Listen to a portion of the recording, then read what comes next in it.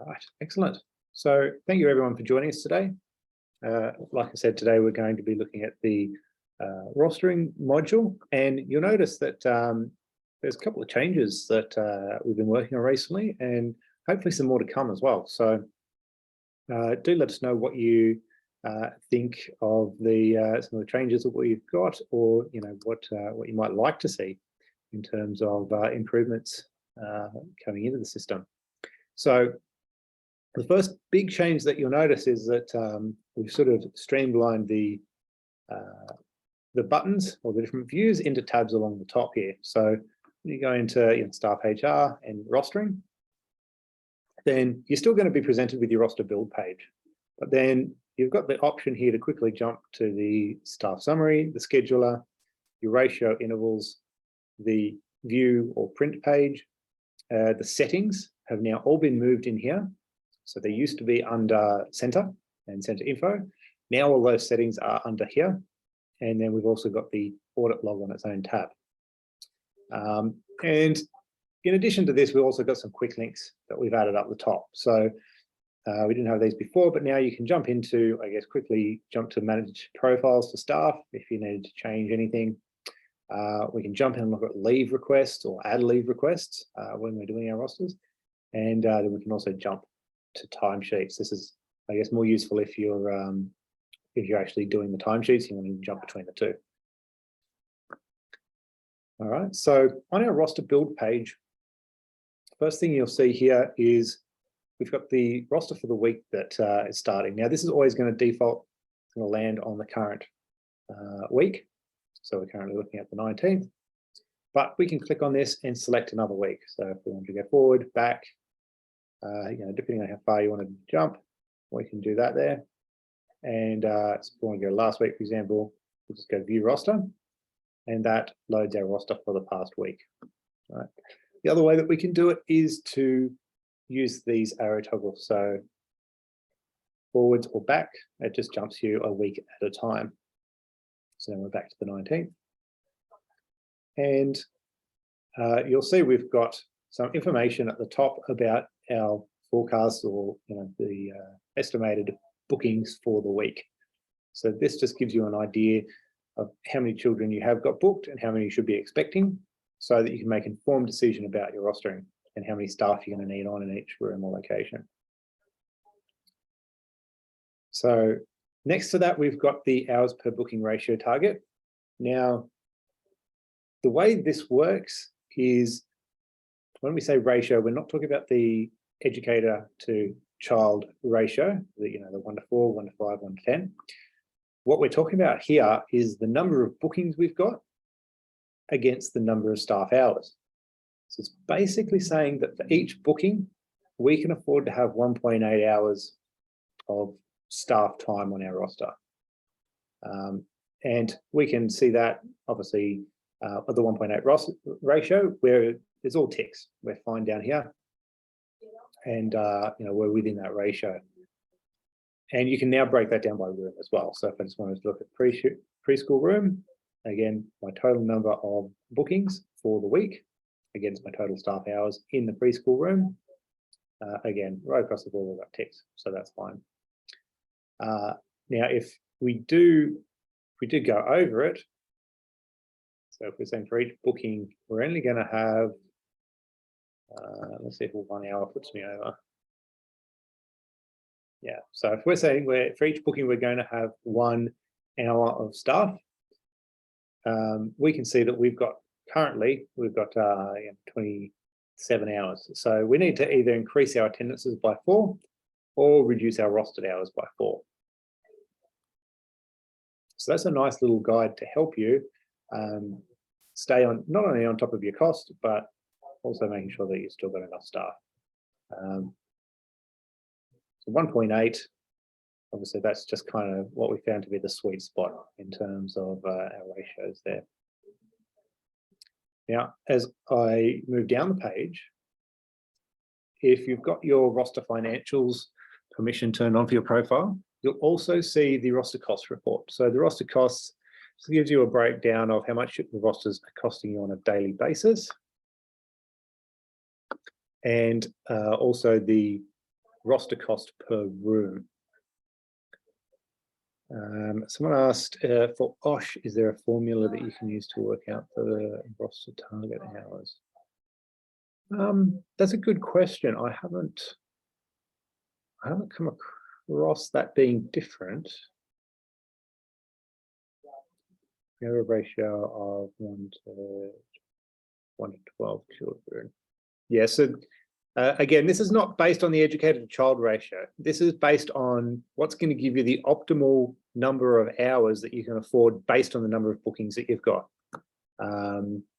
So it's not related in any way to your supervision ratios or your care ratios of 1 to 12.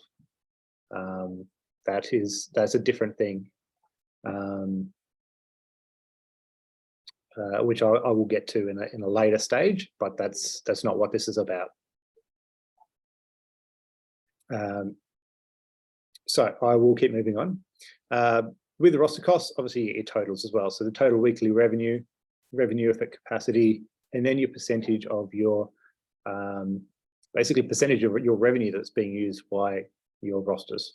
So obviously the rosters are a big expense, and you want to be able to track that against your revenue. Someone asked, can I make a public holiday on my roster? Yes, you can. So obviously we've got one coming up on Thursday. So let's look at that one for an example. It really just depends, I guess, on how you want it to show up or how you want to calculate the hours. I mean, one way obviously is you can just go and delete all those shifts, right? But the other way that you might do it is go and edit it and move it to leave, and we can make it a public holiday. Okay, so this is going to take the same hours and convert it to public holiday. So that way we're still counting them in their paid hours, obviously, for the day, but you know, they're not actually rostered on or working. So that's why we do it that way. I thought I had more roster shifts than that, but obviously I don't.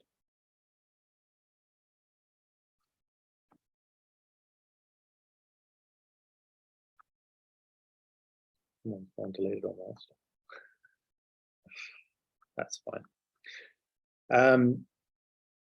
Yeah, so once you've got your roster or you've duplicated your roster, just go down and convert them all to public holiday type leave. Okay, so I guess that brings us to the next point, building and duplicating our roster. And you'll see here we've got our weekly view of the roster in the build page. So this is kind of our high level overview for the entire week. And the way that we can edit this or create it, if we're building it from scratch, is we can just use any of these plus icons here.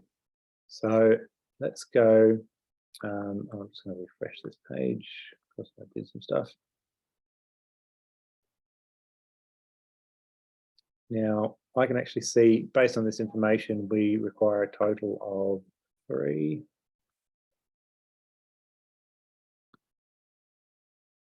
I swear I did more than this. Someone's changed something, which is a bit of a pain because I kind of set it up so it'd look better. Okay, so that's fine. Let's just go through and refresh everything. My weekly attendances. Oh, let's go back to our roster. That looks better. That looks better. I think the issue was I had to select the filter here. Okay, so if you're missing half your roster, make sure that that's set on all rooms. Okay, this looks much better. So this was the roster that I built up earlier.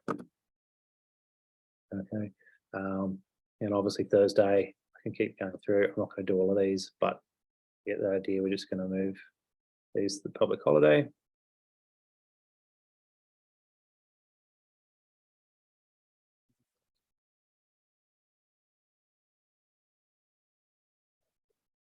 Nice part is it remembers the previous selection, right? So I don't need to go down. It actually shouldn't take me too long really to go through and convert all of these. Once you get a bit of a rhythm to it.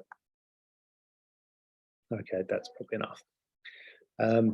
So yeah, we can click on any of these to add a shift in, and I just select the person's name. Let's go with James. He's on the roster yet.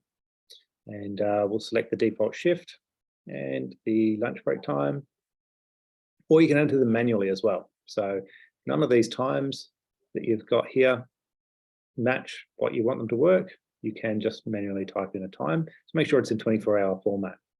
So if I was going to type one in here, obviously let's start them at 7:15, and then they're going to go through till 14:15. So it's 2:15. All right, and then we can see James, he's been added in there, and he's got his lunch break. And of course, if I didn't want him in that room, I could sort of drag him down a little bit into another room, or I can change the day by dragging it to another day like that. Now, the other thing I can do is I don't necessarily want to put James in for each day manually. So I'm just going to use this copy button, click next to the plus, and then click paste. Copy, click next to the plus, and paste. So that's how we copy and paste our roster shifts to make it quicker to build our roster. And then finally, you've got this list as well. So sometimes if they're on different rooms and different days, it can make it hard to find all their shifts. So using that list icon just shortcuts you to show just James's shifts, no matter which room he's in. Nice little shortcut as well. Now, let's go and update this. What you'll notice is that all the shifts are now color-coded. So these are currently showing colors based on their qualifications. And if I scroll all the way down, you'll see what the colors mean. So we've got the key down the bottom here. Qualifications, green is for ECT and above, blue is for diploma and advanced diploma, yellow is for certificate 3 or 4, and then gray is for your trainees. Now, we've got a couple of other options. We can also toggle the employment type. So that will, again, change it to these colors based on whether they're full-time, part-time, casual, or contract. And then the final option as well, if you don't like any of the colors, you can, in fact, go back to the default. And so that will just show everyone as green.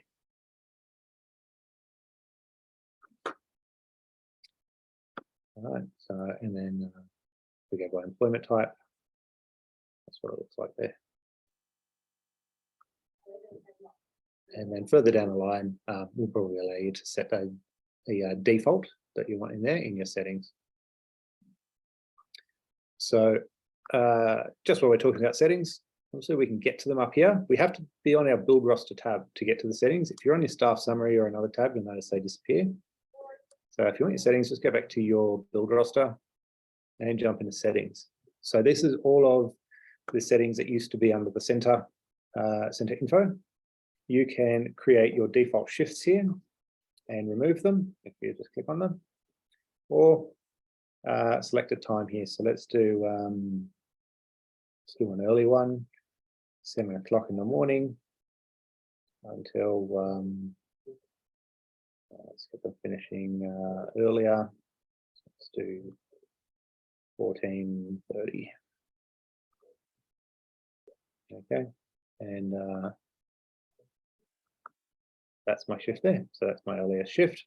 So they appear chronologically in terms of their start time. And we can do the same thing with the lunches as well. So we can, again, add the start and finish time for your lunch time. So this is your unpaid lunch break. The other thing that we can do is set the maximum cost for our roster. Now, this won't limit the cost of our roster.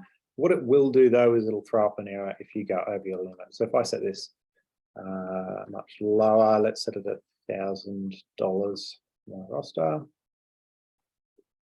And view. Okay, so we've actually gone 10% over our roster budget limit now. So we've updated that. And then the final piece in here is the tracking ID. So if you've got 0 and you're integrated with 0, you've got multiple centers linked into the same 0 organization. You can actually set up tracking categories against each center in the timesheets so that you can link those in there. We do have a guide on that as well. I recommend checking out the guide on updating the 0 tracking if you're wanting to utilize that. The other thing as well is the parent view roster toggle has moved into the setting as well. It used to be up the top. So if you do want parents to be able to see the roster, you can turn this on. Otherwise, if you just want to have it staff only, you turn it off.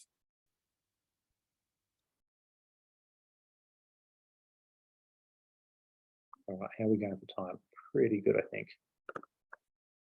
So with our roster, obviously you'll see we've got all of the rooms set up on this view based on where we can roster them on. If you wanted to add a room to this roster location, you can do so by going to center and manage rooms. Just add a room name, okay? So we might have something like a staff room that they can clock into, but it's not going to count towards the child ratios, and it's also not somewhere that we can book children in for. So what we can do when we're setting up our room is tick these boxes here: exclude from staff in ratio, and exclude, make it a staff only room. And if you want to change the order of that, you can drag up or down. So let's put the office above the staff room. So we've dragged and dropped. And then if I go back into my rosters now, and I scroll down, you'll see that they're in the same order. So the office has moved up, staff room is now underneath. Now we've also got a couple of extra categories in here that are kind of fixed. So we've got a floaters category, just for anyone that might not be in a specific room or location. They can be rostered on into this category here. A program or study time, and this is designed to overlap with the rest of your roster. So think of this as a totally different section of your roster that's not going to go towards their pay hours. And what it will actually do is it will remove them from any ratio calculations from the duration that they're on study time. So a nice little planning tool to help you plan that study or program time if it's paid. We can select the responsible person. And this is everyone that has a RP order programmed under their profile. So we've got Hannah, for example. It's going to be the mid person. So this is, again, just the plan for who the responsible person is or who the manager on duty is. They still need to log in, and they still need to obviously have that RP order set up in order to become the responsible person. Then finally, you've got the staff on leave. So staff on leave will come in here when one or two things happens. If you put a leave, or the employee puts a leave request in prior to the roster being created, then and you approve that, then the shifts will come up here. Okay. The other way to do it is obviously we've planned it afterwards. We've already got the roster shift in here, so like I did with the public holiday, we edit it and we move it to leave, and we select the leave type. So this basically just helps you to make sure that you're not overlapping a paid shift with a leave shift if they're scheduled to be off that day. So if I go in now and try to put Chris back in the office, it won't let me. I get an error because he's already on leave that day. So that's all the different leave types here. You've also got your notes and comments. So the notes and comments are just generally going to go out, will be visible on the roster. So I've got, if you've got any questions, email complaints@owna.com.au. That's not an actual email address. So don't start sending all your complaints there, or we won't see them.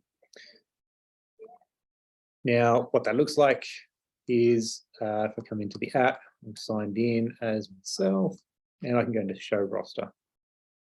So again, that's going to default for today. You can see all the employees, including myself. And then I scroll down to the bottom, I've got those notes there. And then we've got the responsible person at the top. So we've got a question. Sometimes the RP doesn't show up on the portal, even though it's on the roster. Why is that?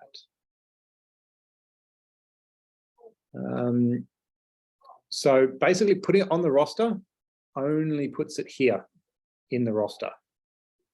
It's not going to put it, not going to put them, there's another good example. I'm going to put them in here, here, responsible person on duty. So they have to actually sign in and have the RP order or sign in as the responsible person before they'll appear here on the app or on your dashboard. I'll come in here.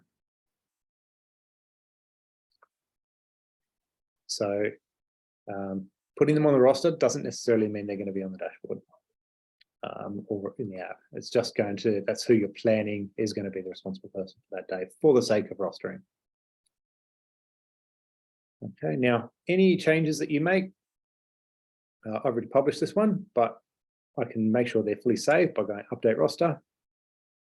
And if I want to notify anyone of any changes that I've made, I can click this button here, and that sends a notification off to say, hey, look, the roster's been updated. Please review or check your shifts in the app. And finally, underneath our roster, we've got the criteria checklist. So what this does is it actually checks things in the profile of each staff to make sure we've got someone on each day with first aid qualification, anaphylaxis, asthma, CPR, checks how many ECTs we've got and how many diplomas we've got. And then under that, you've got the review of all the staff hours. So again, how many total hours, how many lunch hours that are unpaid, how many worked hours, and how many paid hours, which is a combination of the leave as well. Now, in order to especially have them come up on the criteria check, what we want to do is make sure that when we're setting up our staff, managing our staff, that we've got their profile set up correctly. So what that entails is obviously making sure they've got medical qualifications. So I can tick each one of these, or I can control or command click to get multiples. And I also want to have the registered position, their highest qualification, and probably their access type as well. Then the other thing that we want to have as well, ideally their hourly rate. So that's going to help you calculate the costs. Now you do need special permissions to edit this. You need to be the top level of user permission to edit this. So if you don't have this ability, maybe just check with your approved provider or owner, who can either update it for you or ask us to update it for you. The other one for the employment type, so for the color coding, you want to have something selected here with the employment type. And the other override we've got as well is paid lunch, but that's more relevant to the timesheets. Okay, so now going back into the rostering. Let's just jump in and quickly take a look at some of the other views. The staff summary. This is pretty much the same as the previous page. The main difference here is that instead of by room, we're looking at it by staff. Now we can obviously filter that list. So I can search down to just Chris, and that shows me Chris and Chrissy. And the other thing that you can do here is check if not only have the staff seen the roster, so that if they've viewed it in the app, you'll get that green view date, but also if they've acknowledged it. So now I've already done mine, but you'll see come into my app and go show roster. I can go to my shifts, click on there, and if I hadn't confirmed this already, I have a button here that says acknowledge my shifts for the week. And so that's what creates the blue button there with the date and time that I acknowledge that. That's really helpful as well to see that staff have seen and acknowledged their roster. Then moving along, we've got the scheduler. The scheduler is really, really great for like fine-grained control of your roster. So whereas the The week view obviously gives us the ability to plan based on the number of children we've got booked and how many we need for each day. This allows us to see the full day broken down into not only rooms, but also by time. So I can actually see here that I've got 2 people starting at 7 o'clock in the centre that opens, and then I've got a third person coming at 1:15. And then I can see when everyone else starts. I can also see where their lunches overlap as well. So that would help me to plan for obviously floating staff who are going to do that lunch cover. And I'll also see if I've got someone in programming. So let's go, Miss Danielle is up here. I want her to have some programming time, let's say in the afternoon.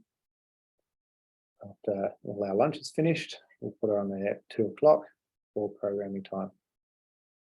And so that actually overlaps with her shift here, Miss Danielle, but for the sake of looking at the rosters in the preschool room, we'll actually take her out of the ratio calculations for that hour. And then we'll see all the lunches there. Now, the cool part about this is obviously that we can just drag and drop. If we need to move someone to be in the morning for the preschool room, for example, we can just drag John Smith so that he starts at 7 o'clock. And even if we want to change the duration of that, we can click on the end of the shift there and change it. We can also change people's rooms around as well. So let's say we want to swap Miss Jen and Miss Taryn around. So we can move Miss Jen there, move Miss Taryn down there to the preschool room, and we just swap them around really easily while making sure that where our coverage is still really good. Okay, so that is the scheduler. And like with the other pages, you can sort of navigate day by day using these toggles here. Thursday, which is our public holiday. You can also look at this on a 7-day view as well. So that just gives you, I don't know, I can cross scroll on the Mac. Oh, there we go. Just run your finger across the side of it. Sideways. So yeah, obviously you'll see your full cross that way. Usually we want to be on Monday 7 days.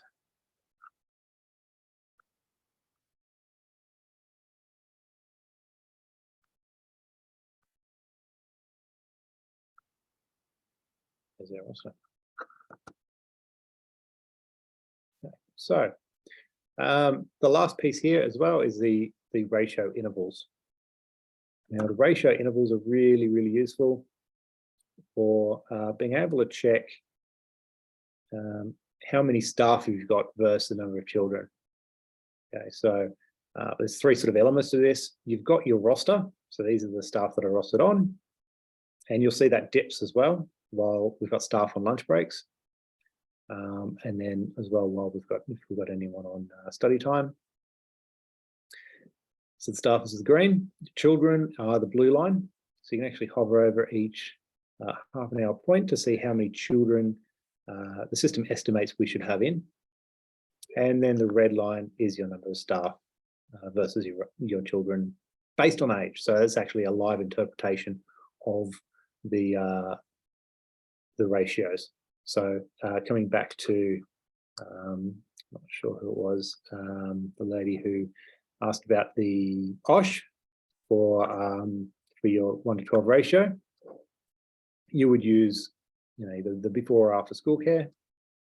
And this is dummy data, so it's not going to give you a particularly accurate reading, but obviously that's going to show you your 3-hour block in the afternoon and when your children are coming and going. Now, when we're looking forward, it's actually basing this off the average times that they're all clocking in and out. So as long as you've got a bit of history in the system with the child sign in and out times, then it should paint a relatively accurate picture of what time of the morning all your children are coming, so that you're not overscheduling staff in the morning or the afternoon. So that's where the real value of this comes in. And it'll actually tell you in a half an hour increment breakdown on the right-hand side here, how you're comparing against your ratios and where you're out of ratio. So you might want to adjust the shifts or extend shifts to flow in with that. And finally, we've got the view section. So this is just what it looks like if we want to print it out. We'll save it as a PDF, and we can change the grouping. So this is all, but we might go group by rooms. Let's see, we have the baby rooms, toddlers, schools, etc. Let's go to date. That's a bit better. And we can also just select a specific person as well. So if you just wanted to do a roster for one person, you see their shifts. If we take plus group by rooms, it'll look better. There we go. All right, and let's go back to all. Group by rooms. We can also filter to just one specific room. And then we can also get a print preview. So we can see what that's going to look like when we print it out. Landscape's probably going to look better. And also that goes over multiple pages. So what you may like to do as well is just print each one individually. So just go one room at a time. Let's just look at our preschool room.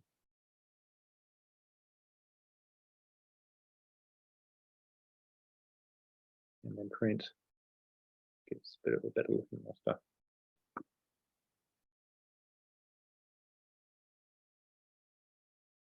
All right, so I think that's about all we've got time for today. I was going to take some questions, but I have been asking them as we go along. So I'll stick around for a couple of minutes. If you've got any questions, chuck them in the chat. Otherwise, thanks for joining and have a great afternoon.